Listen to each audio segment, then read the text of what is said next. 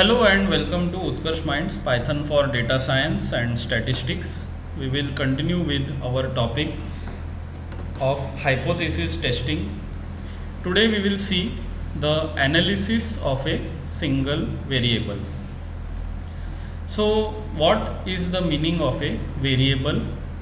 Previously we have seen that variables means where we collect our data. So this can be age, this can be gender, this can be income level, it can be smoker, or it can also be some other statement about residence. So each of these are different types of variables. You should by now be able to recognize the type of variable. There are four, which we can say: scale, binary, nominal and ordinal. You can refer to the video on measurement levels to understand how to recognize the level or variable type. Before each hypothesis test can be launched, we have to first find how many variables are there and what is the measurement level, which means the variable is of which of these four category. For binary variables, that means variables that can only take two possible values, we can only test if both these outcomes are same proportion. For nominal variables, we can test if each option is in the same proportion. For ordinal variables, we can check if the average or the median value of the variable is equal to some value or not. And for the scale variable, we can test if the average of the variable is equal to a certain value or not. So I have used the term median. I will introduce it further. Average also I will introduce it in the subsequent videos. Right now my focus is on binary variables, and this variable is something like this: are you a smoker? Either the answer can be yes or no. Let us assume only two possibilities are there. No other possibility exists. So if there is only smoking, yes and no, and let us say you have to find out in India, is there equal number of smokers or not? So in India, smoker are more than non-smoker. So this is a typical research question. There are 1400 million people in India. We cannot survey all, so we have only surveyed 50,000, and out of that sample, so this is the sample, I am saying S here, the population is P, and from this sample we have got the population, and let us say we have got 30,000 and 20,000. Okay, these are the smokers and these are the non-smokers. So now obviously we can see that smokers are more than non-smokers, but this is only for the sample and we want to talk about the population. Okay, so we cannot directly look at this and compare and say no, this is greater or this is lesser. We have to apply a hypothesis test.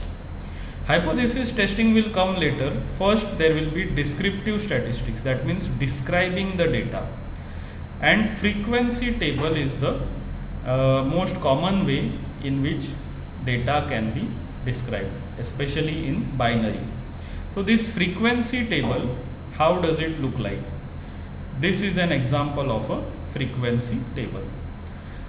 Female, male, subtotal, no response, subtotal and total. So let us in this question we have got 26 females, 74 males, percentage. It is always good to talk about percentage than absolute numbers. These are the different percentages: 26% female, 74% male, and total is 100%. If there are people with no responses, we can show that as well. Frequency is the count, so it is good to show the count so that how many are the total responses we get from that count. So in this research question, there is also the possibility of drawing a graph, something like this. There will be a bar chart. Here you will have, let us say, men, here you have women, and this will be the percentage. So this is something like 60 and this is something like 40. So with this bar chart also you can visualize your data, or you can have a pie chart as well. That means it will be men and women. This will be 60 and this will be 40 percentage, and pie chart totals towards 100%. What we want now is, now that we have described our data, we can apply a hypothesis test to say whether the population exhibits some phenomena or not. And the hypothesis test is named as the binomial test, or one sample binomial test.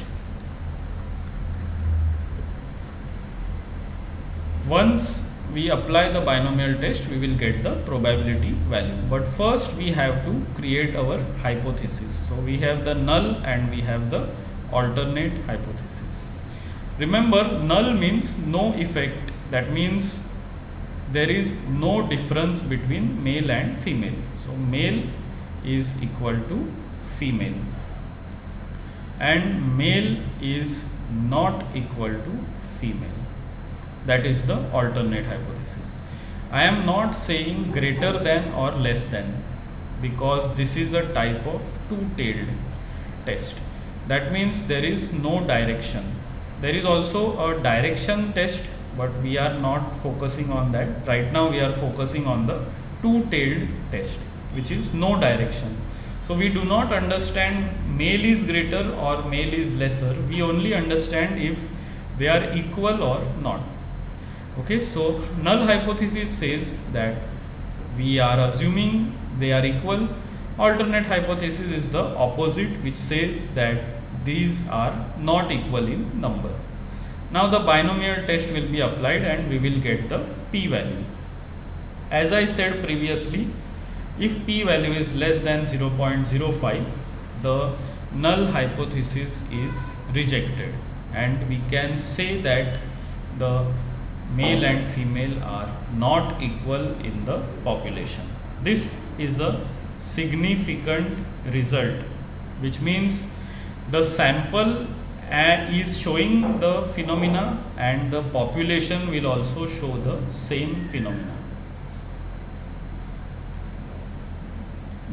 If, for example, the p-value is more than 0.05, then we will say that null hypothesis cannot be rejected. Sometimes people will say we do not have enough evidence to reject the assumption or null hypothesis. This is known as a non-significant result. So along with the test, there is also the effect size, which is Cohen G, named after Cohen. This tells us whether the difference is small or large. After p-value is found to be less than 0.05, that means if the result is significant, then only we perform the effect size.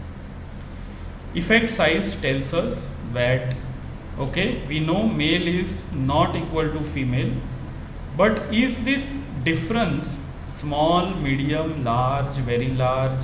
negligible, insignificant, very very less. What is this size of the difference? That is why it is known as effect size. The thumb rule, which is taken from this book, is saying that if Cohen G value is from this range, then the difference is negligible. If in this range, it is small, and so on. Once we calculate Cohen G, we can compare in this table and get the interpretation. Finally, we will write a report like this. The binomial test says that the female is different from male, and this difference is a medium difference because the Cohen G value is 0.24 and 0.24 falls in the medium category. I will stress that first we have to get a frequency table. That is our first step, followed by bar chart, followed by binomial test, and if p value is less than 0.05 or equal to 0.05, then we can calculate the effect size using Cohen G. Finally, all this will be combined to write our report. That is the final aim of our hypothesis testing. Okay, so with that we have completed the summary of foundation of statistics and binomial test. In the further videos, we will implement this binomial test in Python and understand how we can get the results. So keep watching, and if you have any suggestions or questions, don't hesitate to mention in the chat below. Thank you and see you again.